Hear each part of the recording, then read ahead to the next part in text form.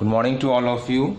So now in this video we will discuss about magnetic field inside wire. एक wire है उसके अंदर means what we are studying basically हम लोग पढ़ रहे हैं यहाँ पे magnetic field inside current carrying conductor,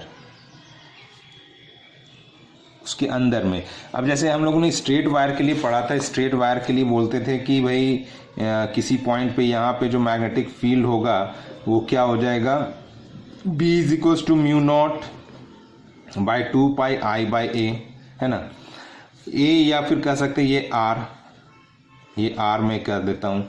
अभी जैसे यहाँ से मैं जैसे नज़दीक चलता चला जाऊँ, है ना, तो यहाँ पे मैग्नेटिक फील्ड हमारा इंक्रीज करता चला जाएगा क्योंकि ये इन्वर्सली प्रोपोर्शनल टू R है। तो जैसे जैसे मैं नज़दीक चला जाऊँगा तो मैग्नेटिक फील्ड मेरा क्या करेगा, इंक्रीज करेगा। और मैक्सिमम क्या हो जाएगा यहाँ पे। अब आप बोलोगे कि on the axis of this wire हमारा मैग्नेटिक फील्ड 0 होगा, लेकिन इस वायर के अंदर में क्या होगा। अभी मैं बोल रहा हूँ कि एक्सिस पे, इसका जो एक्सिस होगा, ये तार बहुत पतला है तो उसके बीच में जो एक्सिस पास हो रहा होगा वहां पे मैग्नेटिक फील्ड 0 होगा। लेकिन इस तार के अंदर, जैसे सपोज दैट ये जो पेन का नीब है, ये एक्सिस है, मैं बोल रहा हूँ इस एक्सिस पे मैग्नेटिक फील्ड 0 होगा, लेकिन इसके अंदर में क्या होगा, एक्सिस की मैं नहीं बात कर रहा हूँ, एक्सिस से थोड़ा सा अलग, लेकिन तार के अंदर। तो कंफ्यूज नहीं करना है, हम लोग एक्सिस की बात नहीं कर रहे हैं, हम लोग यहाँ पे वायर पे, जैसे हम लोगों ने डिस्कस भी किया था कि on the wire, straight wire कहीं पर भी हम लोग निकालते थे मैग्नेटिक फील्ड तो बोलते थे 0। तो हम लोग उसकी बात नहीं कर रहे हैं, हम लोग बोल रहे हैं कि उस वायर, ठीक है, मैं वहाँ उसी की मैं बात कर रहा हूँ। एक्चुअली वहाँ पे क्या हम लोग लेते थे, एक्सिस, लेकिन हम बोल रहे हैं इस वायर के ठीक अंदर, इस सरफेस के जस्ट अंदर, मैं एक्सिस भी नहीं बात कर रहा हूँ, इसके जस्ट अंदर, वहाँ पे तुम्हारा मैग्नेटिक फील्ड क्या होगा, इसके बारे में हम लोग डिस्कस करना चाह रहे हैं। तो इसको थोड़ा सा हम लोग बड़ा करके देखते हैं।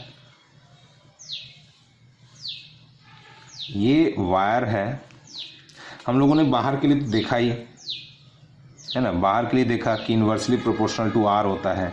तो मान लेते हैं ये हमारा एक्सिस हो गया, तो ये रेडियस हो गया R। तो यहाँ पे मैग्नेटिक फील्ड क्या हो जाएगा, मैक्सिमम होगा। इधर पे मैं मैग्नेटिक फील्ड देखा, जैसे ये P Q R तो इधर ले लिया, इस सरफेस के लिए मैं ले लेता हूँ S, और ये अंदर के लिए मैं बात करता हूँ T। तो यहाँ पे हम लोगों ने मैग्नेटिक फील्ड देखा कि ये क्या हो जाएगा, B is equals to mu naught by 4 pi, यहाँ पे R ये है, mu naught by 2 pi I by R, ठीक है। अब जैसे जैसे मैं यहाँ पे नज़दीक आऊँगा तो R ये घट गया, R घट गया तो मैग्नेटिक फील्ड यहाँ पे क्या हो गया, बढ़ गया। अभी जैसे यहाँ पे घटता घटता यहाँ पे आ जाए तो सरफेस पे तुम्हारा मैग्नेटिक फील्ड क्या हो जाएगा, mu naught by 2 pi I by capital R, यहाँ पे R और स्मॉल r और कैपिटल R तो बराबर हो गया। तो एक तरह से कहो तो ये मैग्नेटिक फील्ड मैक्सिमम हो गया ना।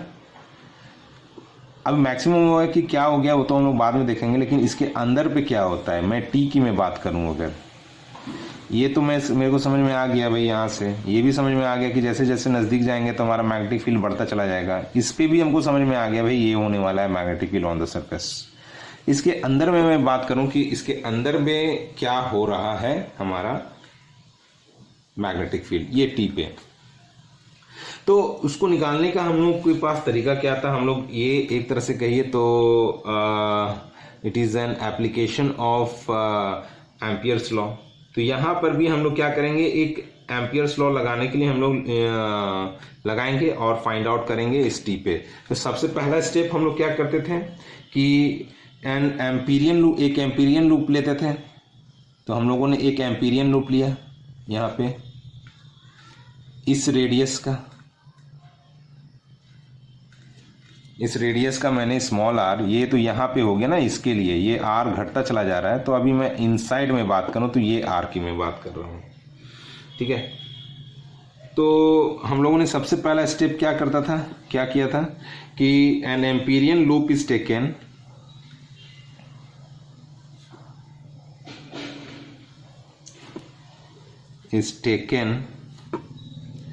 इन से किस शेप में, in shape of circle, in shape of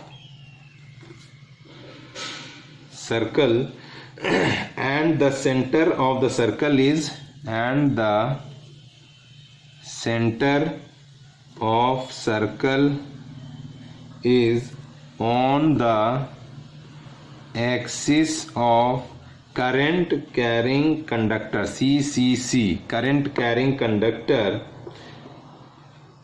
and this loop is, ये loop जो है T से पास कर रहा है, this loop is passing through T as every point B is same here। यहाँ पे कहीं भी देखिए इस T पे देखो, हम लोग क्या बोले थे सिमेट्री लेने के लिए, तो इस कहीं भी पॉइंट पे इस लूप पे कहीं भी मैग्नेटिक फील्ड देखें, यहाँ देखें, यहाँ देखें, यहाँ देखें, ये क्या रहेगा, हमेशा सेम रहेगा। तो हम लोग ये इसको लिख भी देते हैं as every point B is same. यहाँ पे मैग्नेटिक फील्ड क्या है, सेम है। और एंगल थीटा में बात करूं, एंगल थीटा, थीटा किसके साथ देते थे हम लोग, मैग्नेटिक फील्ड और जिस लाइन में, जिस लेंथ में हम लोग चल रहे हैं। जैसे मैग्नेटिक फील्ड ये लिया तो इसी लाइन में चल रहे हैं, तो इस लाइन का, इस लेंथ का डायरेक्शन भी सेम हो गया, तो थीटा क्या हो जाएगा, 0। तो angle theta at every point is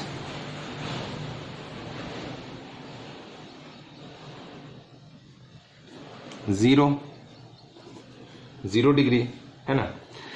अब सेकेंड में हम लोग लेते हैं integration of B dot DL, तो ये हो जाता है integration of B DL cos theta, theta is 0 degree, ठीक है।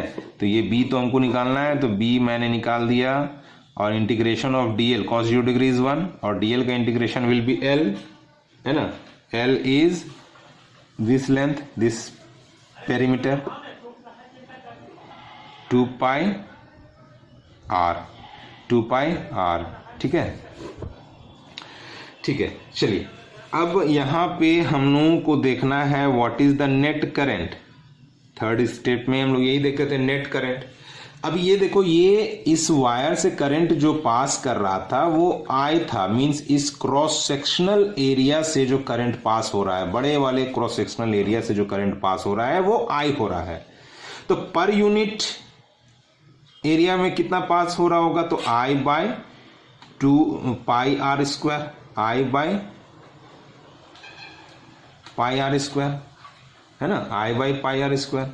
तो इस स्मॉल एरिया से, इस एलिमेंट्री एरिया से कितना पार हो रहा होगा, तो इसका एरिया हो गया हमारा पाई स्मॉल R स्क्वायर। तो ये पाई कट गया, तो हमारा बचा क्या, I by R square, R square by capital R square. तो ये हो गया हमारा net current.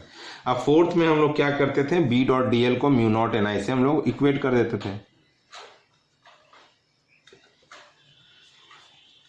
Mu naught I net, तो B dot DL is B into 2 pi R, और I net is I R square by capital R square. तो ये R आपस में कट गया, तो B जो आया हमारा वो आ जाएगा mu naught by 2 pi I R by capital R square.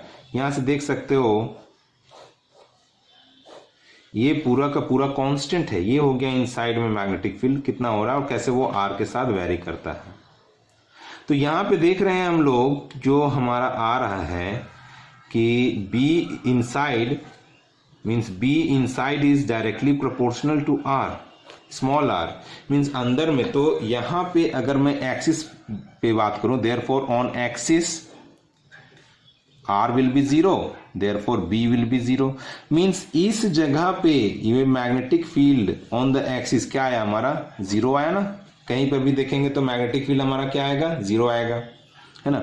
और जैसे जैसे हम ये इधर पे बढ़ना स्टार्ट करें, है ना, तो ये क्या हो जाएगा, ये डायरेक्टली प्रोपोर्शनल टू R हो जाएगा। मीन्स जैसे जैसे R बढ़ेगा ये B भी बढ़ना स्टार्ट करेगा, और यहाँ पे R मैक्सिमम हो जाएगा तो यहाँ पर भी B मैक्सिमम हो जाएगा। Means inside B is directly proportional to R, और सरफेस पे ये क्या आया, B इज कांस्टेंट, या कह सकते हैं ये मैक्सिमम है, ठीक है। और जैसे जैसे आउटसाइड गया तो आउटसाइड के लिए हम लोग क्या पढ़े थे, आउटसाइड के लिए ये था हमारा B is mu naught by 2 pi I by small r, तो यहां से लिख सकते हैं B is inversely proportional to R। ये आउटसाइड के लिए क्या हुआ, ये सरफेस, ये आउटसाइड के लिए अगर देखा जाए तो इनवर्सली प्रोपोर्शनल टू R होता है। तो एक ग्राफ अगर यदि मैं बनाऊं यहाँ पे मैं दिखा देता हूं ग्राफ। ये मैग्नेटिक फील्ड इधर पे ले लेता हूं और मैं R इधर ले लेता हूं, ये कैपिटल R हो गया, इधर पे इनसाइड हो गया और इधर आउट हो गया, ये इन ये आउट, ये एक्सिस जीरो पे, zero mean this is your axis.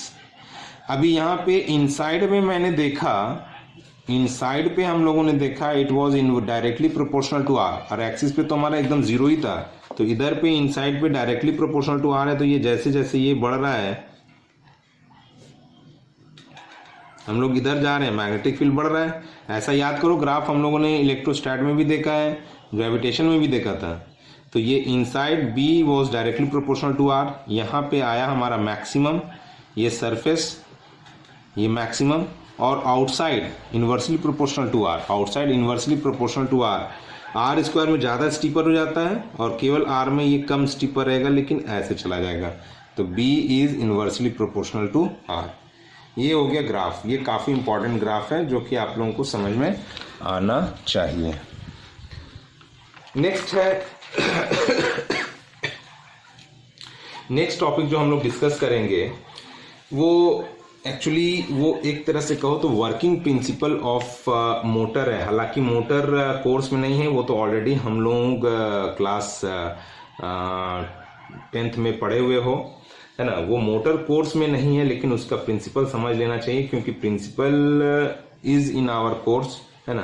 तो प्रिंसिपल क्या था कि भाई whenever a current carrying coil comes in the external magnetic field, it experiences a net force or you can say net torque.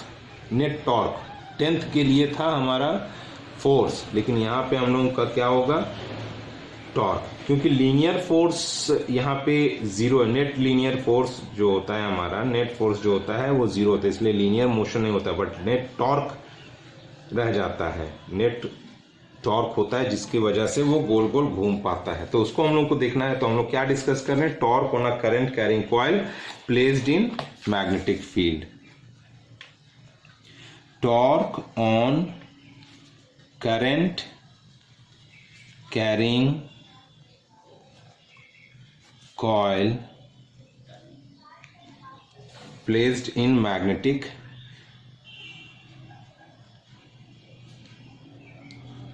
और जब भी हम लोग बात कर रहे हैं मैग्नेटिक फील्ड का तो याद रखें ये हमारा यूनिफॉर्म मैग्नेटिक फील्ड है। तो सपोज ये मैंने लिया मैग्नेटिक फील्ड और यहाँ पे जो हम लोगों ने लिया है ये कॉइल को थोड़ा तिरछा लिया है, टेढ़ा लिया है,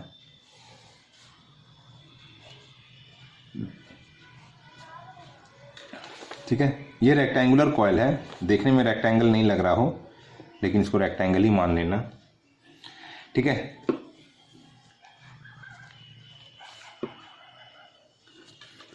मीन्स ये थोड़ा सा तिरछा लिया है, ये इस तरह से, है ना, ये इस तरह से मैंने लिया है। ये कॉइल हो गया, ये थोड़ा तिरछा है। ये मैग्नेटिक फील्ड ऐसा है ना, मैग्नेटिक फील्ड ये ऐसे समझने की कोशिश करो। ये मैग्नेटिक फील्ड ऐसा है ना, मैग्नेटिक फील्ड ऐसा है, इसको मैंने थोड़ा तिरछा लिया है, ठीक है। चलिए ये हो गया, ठीक है ना। अब यहां से हमारा करंट फ्लो कर रहा है,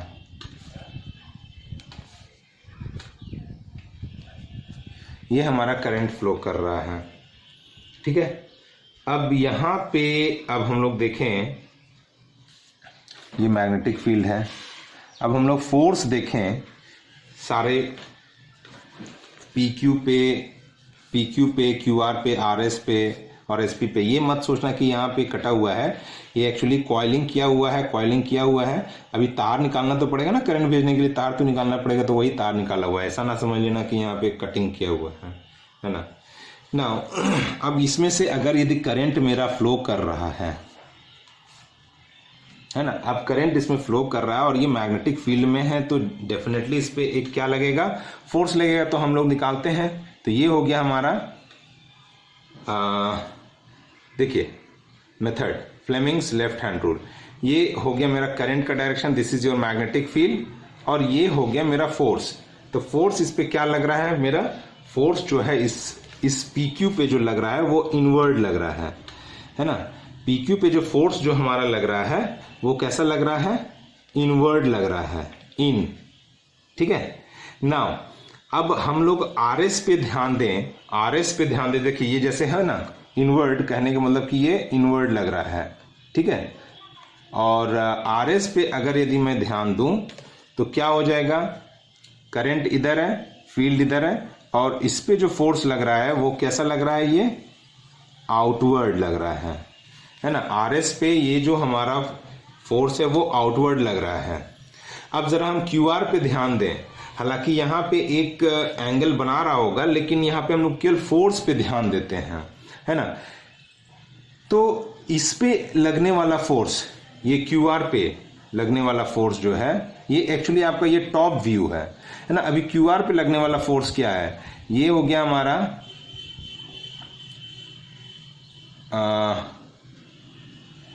ये QR पे लगने वाला फोर्स, ठीक है। ये देखिए मैग्नेटिक फील्ड, करंट, ये ऊपर की ओर है ना, तो इसमें फोर्स किधर लगा, उस डायरेक्शन।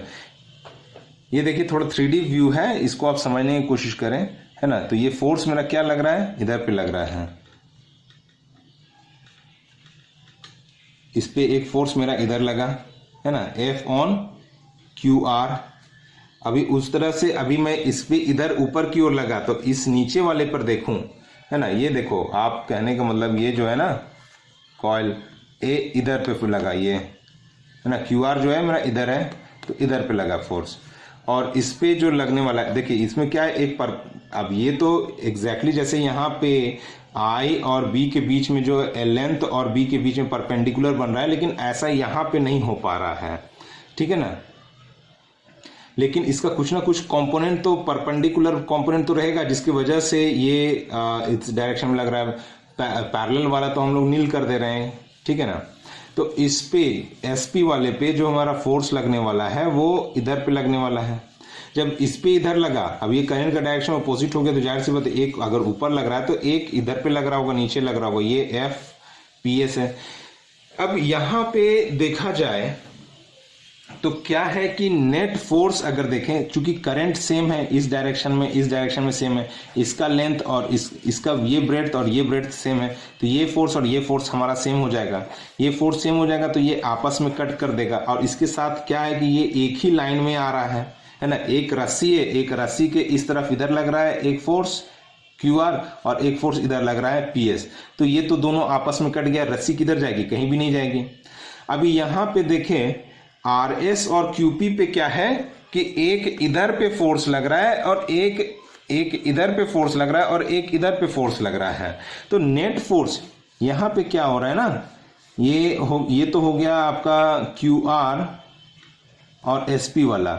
अभी मैं PQ और RS वाला मैं देखूं तो PQ वाले और RS वाले में भी एक फोर्स इधर लग रहा है और एक फोर्स इधर लग रहा है, लेकिन दोनों के बीच में क्या आ रहा है, एक लेंथ आ जा रहा है, एक गैपिंग आ जा रहा है। मींस कह सकते हैं कि इन दोनों का फोर्स तो सेम है ना, फोर्स तो सेम है। ये PQ और ये RS वाला, ये फोर्स तो सेम है ना, ये कट तो जा रहा है, लेकिन दोनों के बीच में एक लेंथ आ जा रहा है, जिस वजह से नेट फोर्स 0 है। लेकिन ये क्या कर दे रहा है, एक इसको टर्निंग इफेक्ट दे देगा, ये इसको ऐसे घुमा देगा, ये एक टॉर्क दे देगा।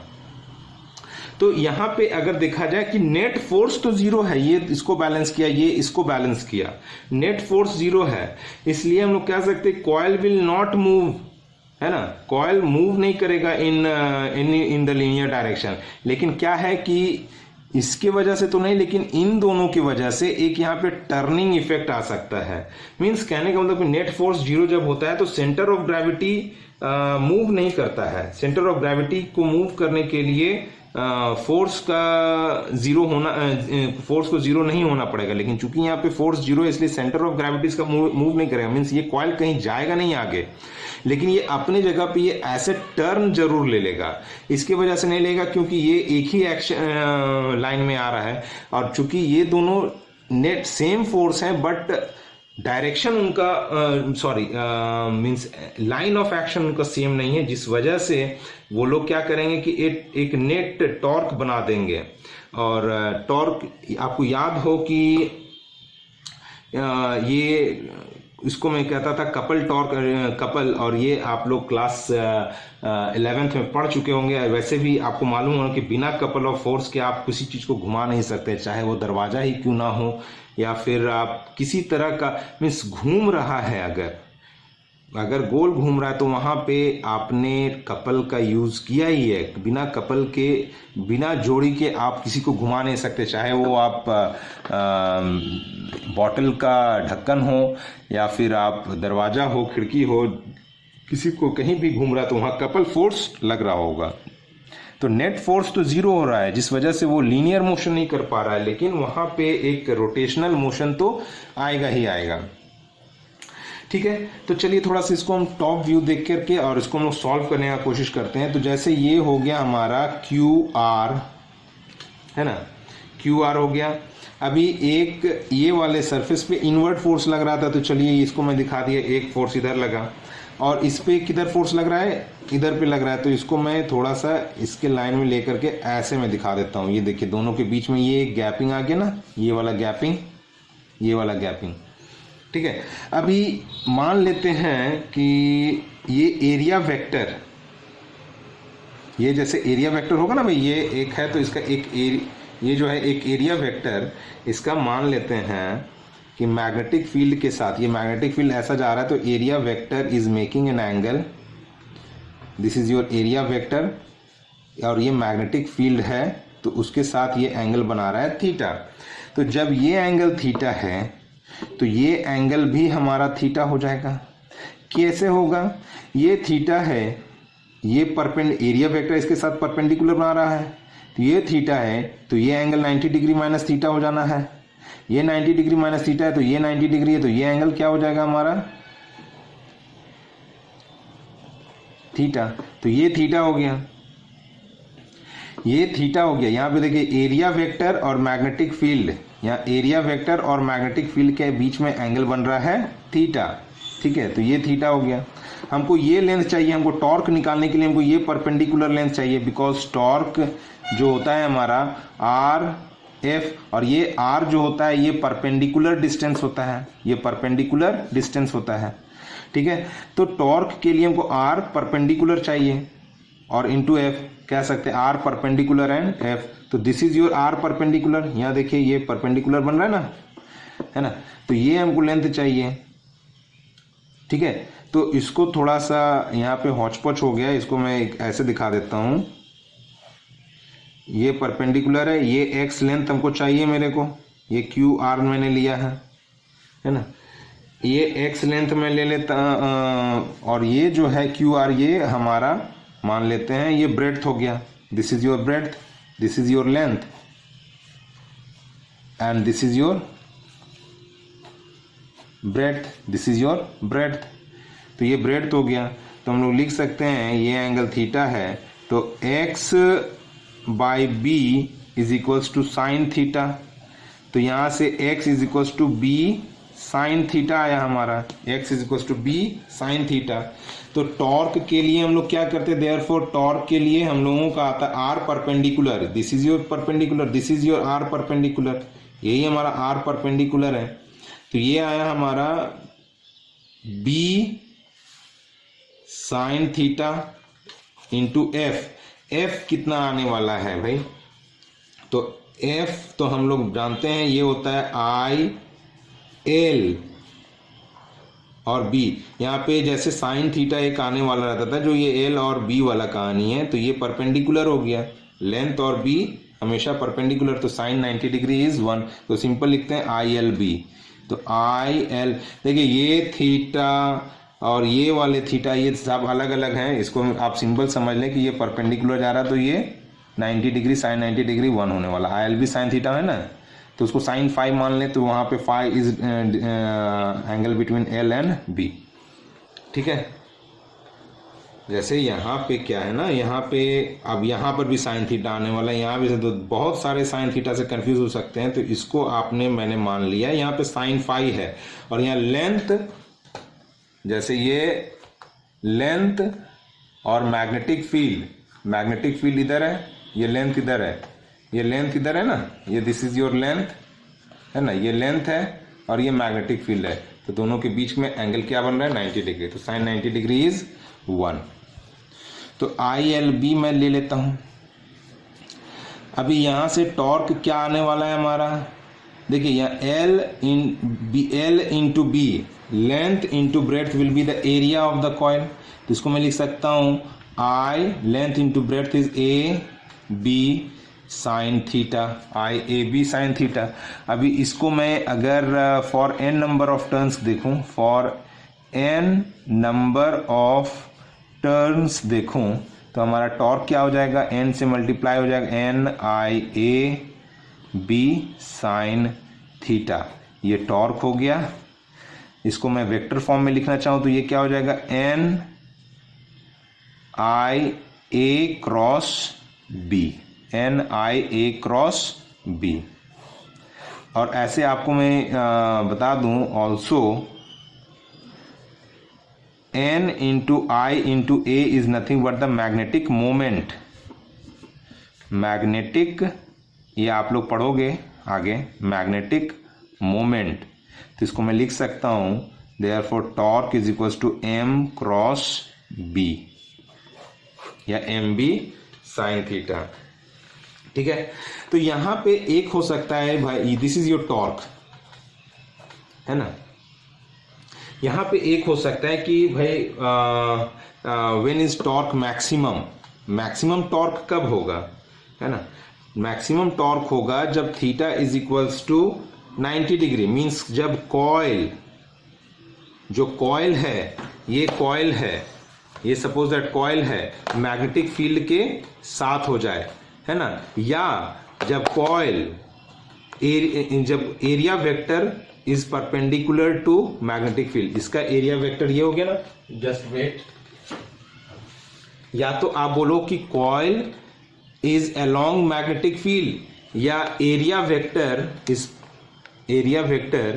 Is perpendicular to magnetic field. ये जैसे अगर कॉइल है तो उसका एरिया ये हो गया, तो जब एरिया वेक्टर मैग्नेटिक फील्ड के परपेंडिकुलर हो, या coil is aligned along the direction of magnetic field, है ना, तो दोनों ले सकते हैं आप समझने के लिए। तो हम लोग कह सकते हैं coil is in same direction with B magnetic field, या area vector is perpendicular to B। तो इस समय हमारा टॉर्क जो है वो मैक्सिमम हो जाएगा, और टॉर्क मिनिमम कब हो जाएगा, जब theta is equals to 0 degree, है ना, 180 ना बोलें क्योंकि उस समय भी वही घूमने वाला ही प्रोसीडियर चल रहा होगा, तो ये 0 डिग्री मैं ले लेता हूं। जब coil is perpendicular to magnetic field, या कह सकते हो और area vector is parallel to magnetic field, area vector is parallel to magnetic field. So by this is your principle of means you can say motor, है ना, ये equation याद रखना है ना, ये काफ़ी इम्पोर्टेंट है। So next video will discuss about the galvanometer, और हमको लगता है हार्डली 1-2 नेक्स्ट वीक में हमारा ये magnetic effects of current complete हो जाएगा। Thank you.